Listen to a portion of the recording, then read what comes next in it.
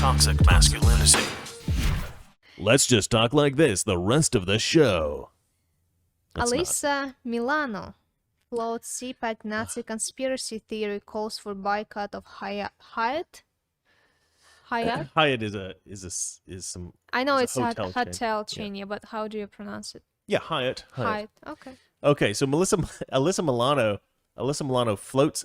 This is I love this story. I love this story. All the stories today are great. They're so funny. Okay, poor Alyssa Milano. She used to be admired by men everywhere. Okay, so it took me a long time to figure this out. Do you see it? Do you see the Nordic rune that's apparently supposed to have some kind of loose association with Nazis? Do you see where it is in the CPAC thing? Should I zoom in? Yeah, because Okay. I can't really see anything. All right, let me try to zoom in here. Okay, whoa, that's a little maybe too much. Do you see it? So this is the rune. Ah, the shape of the stage. Yes, the shape of the stage. It took me forever to figure that out. It's like, where's Waldo? I'm sitting there or where's Wally if you're British? And I'm trying to find the stupid Was thing. I faster than you? Oh yeah, you were way faster than me. But I zoomed in for you, so. Okay. I'm going to blame it on the zooming in. All right, so let's just read some of this story because it is just too funny. Alyssa Milano floats CPAC Nazi conspiracy theory, calls for boycott of Hyatt. Actress and left-wing activist Alyssa Milano floated a Nazi conspiracy theory directed toward the organizers of CPAC, suggesting that they deliberately fashioned the main stage to match the shape of a Nazi symbol. First of all, I want to say this is not a Nazi symbol. Okay, this is a Nordic rune that the Nazi used, Good morning. for some of their soldiers in an obscure way that nobody knows about at all, unless people dig in and find this stuff. Actress and left. Okay, this is the stage at CPAC. They're not even trying to hide it anymore. Milano wrote in an outraged post to her 2.9 million Twitter followers, which I'm imagining at least 2 million of them are there to laugh at her. Before tagging Hyatt, where the political convention took place. Hyatt, is this what's happening in your building? Ted Cruz, you stood on this stage. Oh, the outrage just kills me. All right, let's see here. Her conspiracy theory caught fire on social media, drawing remarks from filmmaker Morgan J. Freeman, not Morgan Freeman, the actor. Okay, Morgan Freeman, the actor, awesome dude. This guy, total douche. Okay. And Naral, Naral president, Elise Hogue. I don't know. Let's see here.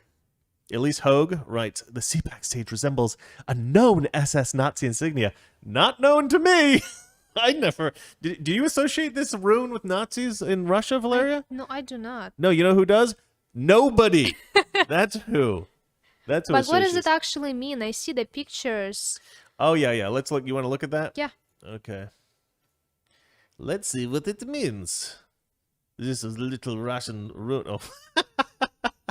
They just crack me up, these leftists. All right. This is the Odal rune, often used in place of the swastika. The Odal rune was used by the Waffen. Austin, don't make me murder you.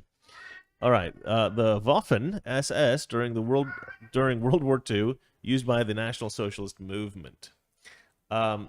Look at Wow. this is hilarious. Ooh, that's actually pretty clever. That's a good graphic design. Yeah, I'm impressed. The leftist Austin. lunatics have done something quite Okay. clever there. Stop doing that. Let's keep reading.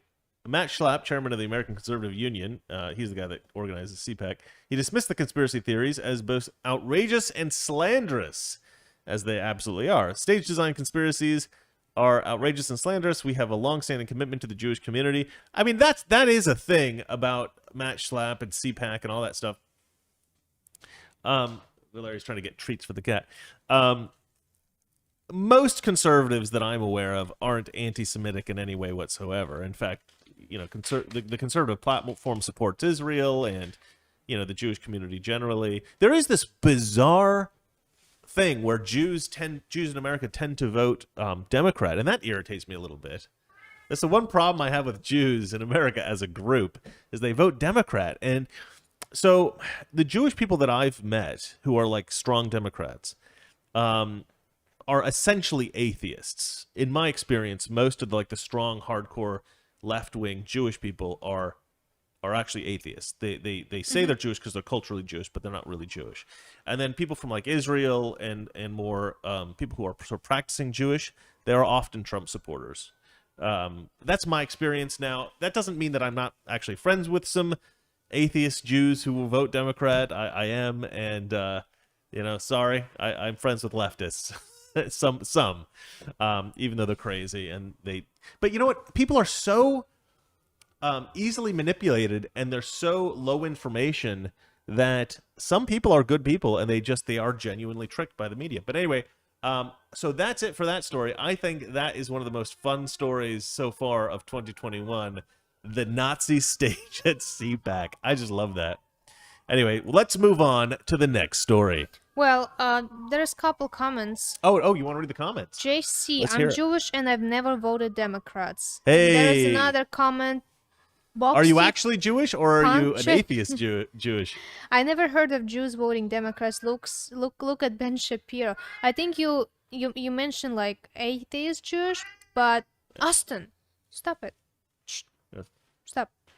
But actual, like religious Jewish people, they are Republicans. Yeah. Religious Jews that I know are Republican, and atheist Jews that I know tend to be Democrat. Although I do have a good friend who is an atheist Jewish, and he's a Republican as well.